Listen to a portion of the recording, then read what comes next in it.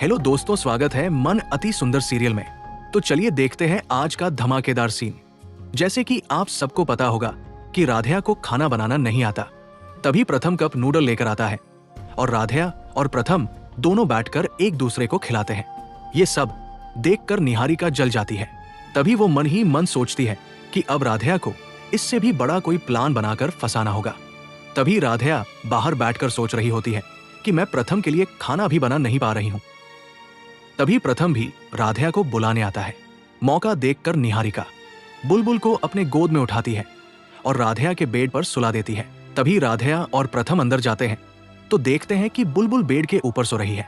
ये देखकर राधिया और प्रथम चौंक जाते हैं और सोचते हैं कि बुलबुल आखिर हमारे बेड पर आकर कैसे सो गई।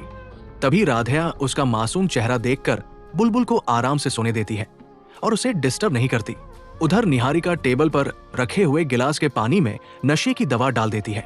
जब आधी रात को राधिया को प्यास लगती है तो वही नशीली दवा वाला पानी पी लेती है और राधिया को बहुत जबरदस्त नींद आ जाती है, बल्कि वो बेहोशी की हालत में सोई रहती है।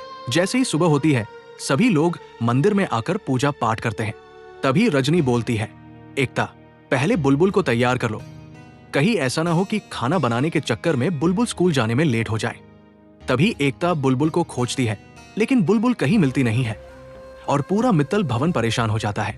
घबराकर एकता पुलिस बुला लेती है और इंक्वायरी शुरू हो जाती है। तभी पुलिस बोलती है, मैडम हमने अपना काम चालू कर दिया है, अगर आपको किसी के ऊपर शक है तो बताइए। जैसे ही हाल में इतना शोर होने लगता है वैसे तैसे राधिया की नींद खुलती है और वो दौड़ते हुए आती है। तभी एकता बोलती है, जरूर इस राधिया ने हमारी बेटी को किडनैप किया है। राधिया चुप खड़ी रह जाती है और दोस्तों हर बार की तरह इस बार भी सबकी सुई राधिया पर जाकर टिक जाती है। तभी राधिया बोलती है, भाभी आप ये क्या बोल रही है, भला मैं क्यों बुलबुल को किडनैप करूंगी। बुलबुल तो हमारे ही कमरे में सोई है, लेकिन इसमें हमारी कोई गलती नहीं है, वो अपने आप जाकर सो गई थी। जब मैं और प्रथम बाहर से कमरे में आए तो बुलबुल वहां सो रही थी, इसलिए हम लोगों ने उसे डिस्टर्ब नहीं किया। तो दोस्तों आप लोग अगले एपिसोड में देखेंगे कि निहारिका ने राधिया को रास्ते से हटाने के लिए बिजली के बोर्ड में भी छेड़छाड़ की थी। तभी वहां प्रथम को करंट लग गया था और निहारिका ने झूठा नाटक करके इस बार भी राधिया को ही फंसाने की कोशिश की थी। लेकिन जब बिजली के तार को चेक किया जाता है तो पता चलता है कि इस तार के साथ छेड़छाड़ की गई है। अब धीरे धीरे निहारिका की साजिश सामने आने लगती है। तभी एकता भाभी बोलती है, अच्छा निहारिका तूने इतना घटिया काम किया और राधिया को फंसा रही थी। ये सब सुनकर दादी भी घबरा जाती है और सोचती है कहीं हमारा सच भी सामने ना आ जाए। लेकिन कहानी यही खत्म होने वाली नहीं है। आगे की कहानी में अब एक और बड़ा ट्विस्ट आने वाला है। जैसे ही बिजली के बॉक्स के पेचकस पर निहारिका की उंगलियों के निशान मिलते हैं तो इंस्पेक्टर सख्त आवाज में बोलते हैं, निहारिका जी आपने ऐसा क्यों किया।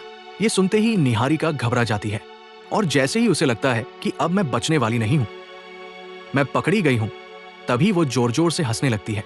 उसकी हंसी देखकर पूरा मित्तल भवन एक बार फिर से सन्न रह जाता है। तभी निहारिका बोलती है, हाँ मैंने ये सब किया है क्योंकि मैं राधिया से नफरत करती हूँ। तो दोस्तों क्या इस बार निहारिका को मित्तल भवन से बेदखल कर दिया जाएगा या फिर निहारिका मित्तल भवन में रहकर फिर से तबाही मचाएगी।